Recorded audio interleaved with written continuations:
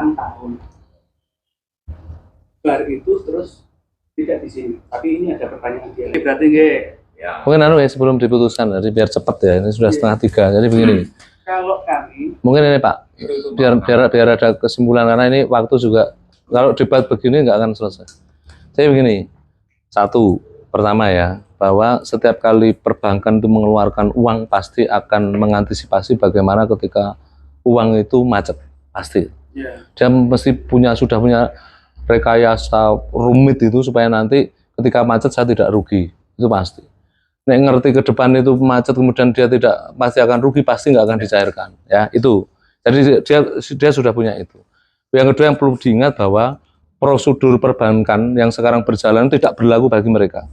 Karena terkait pandemi, saya itu petugas relawan Pak. Saya ketua forum pengurangan risiko bencana. 2001 bulan Juli itu ramai-ramai orang banyak meninggal. Saya yang menguburkan sama teman-teman relawan. Jadi itu parah-parahnya itu.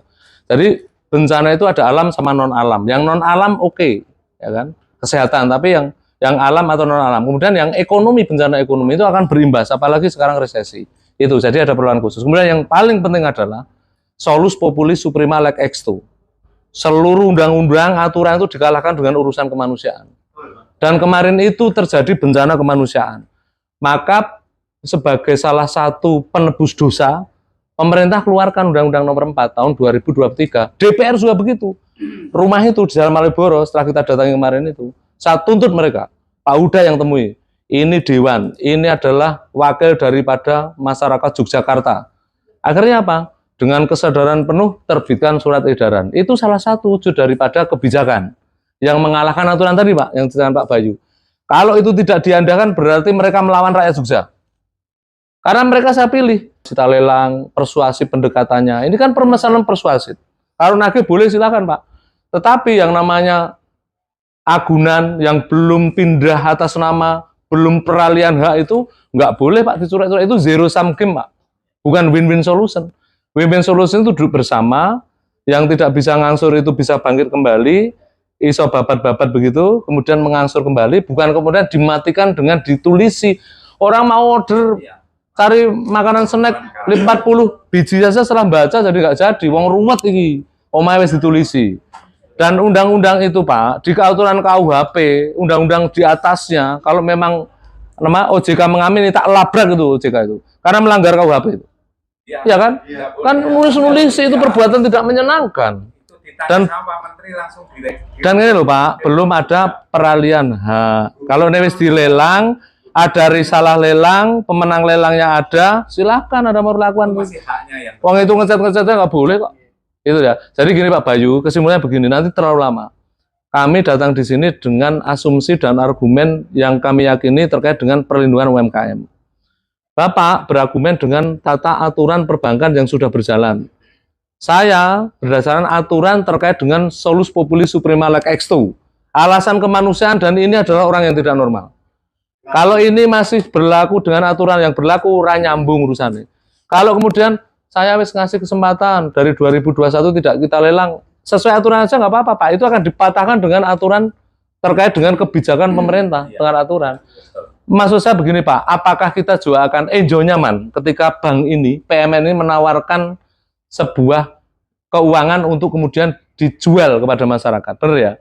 Saya punya duit, Anda pinjam, dari split itu dapat keuntungan. Ini kan marketing Pak.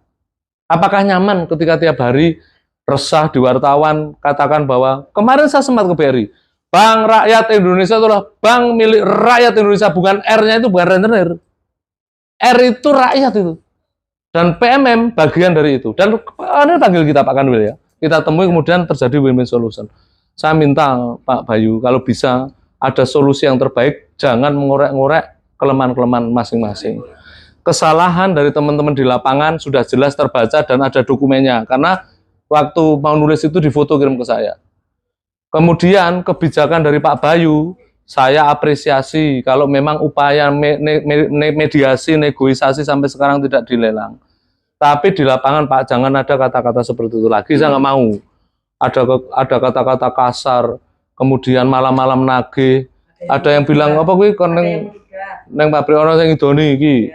Nah, kalau toh itu memang kesalahan dari anak buah, karena ini satu komando dalam kelembagaan PMM, ya harus dikasih sanksi, Pak. Jangan kemudian dibiarkan, karena ini akan justru merusak nama baik PNM sendiri yang merupakan kelembagaan pemerintah saja nih. Ya toh Pak Bayu. Ini bukan menang-menang loh Pak. Karena ke depan memang harus solusi. Sekarang biar cepat begini Pak. Tanggapannya seperti apa dengan permohonan kami terkait dengan restart? Kalau sekarang mau narasi saling salah menyalahkan, aku so ngarani desa iki akan menghadapi resesi. Ya. Yakin ini bukan alasan pandemi tapi resesi. Resesi dunia. Ya kan? Kalau bicara keterpihakan pemerintah, UMKM ini mung pira tuh utangnya ini kecil, tertinggi paling kayak patang miliar, 4 miliar sekian ya. BLPI ingat Pak.